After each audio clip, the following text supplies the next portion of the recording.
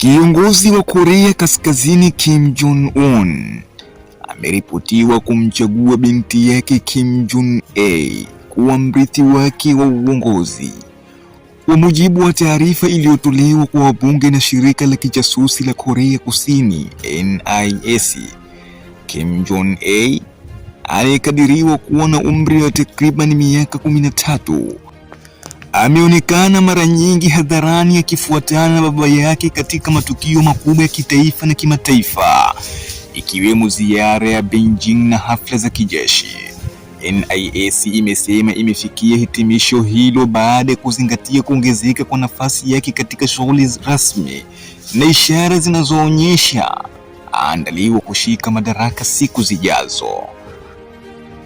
Kwa mujibu wa wabunge wa Korea Kusini, UAE sasa yuko katika hatua ya kuteuliwa rasmi kama mrithi.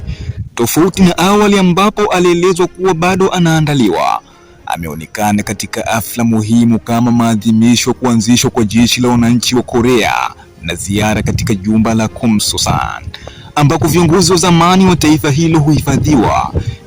Ripoti pia zinaelewa kuwa ameanza kuonesha ushiriki wa kutoa maoni kuhusu baadhi ya sera za serikali, jambo linalotafsiriwa kama ishara ya kupewa nafasi ya juu kisiasa mapema. Hata hivyo, hatua hiyo imeibua maswali mengi, hasa kwa kuwa Korea Kaskazini ina mfumo wa kijamii unaotawaliwa na wanaume, na pia kuna tetesi kwamba Kim Jong-un ana mtoto wa kiume mkubwa zaidi ambaye hajawahi kuoneshwa hadharani. Wachambuzi wanasema iwapo UAE atathibitishwa rasmi kuwa mrithi, itakuwa mara ya kwanza kwa mwanamke kuandaliwa kurithi uongozi wa juu kabisa katika eneo la historia ya taifa hilo.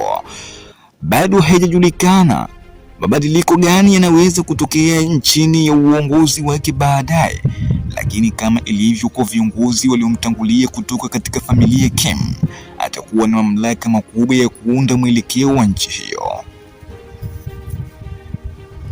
Na hapa ndipo mwisho wa taarifa hii ambayo imetolewa na mimi mtangazaji wako George Malanda.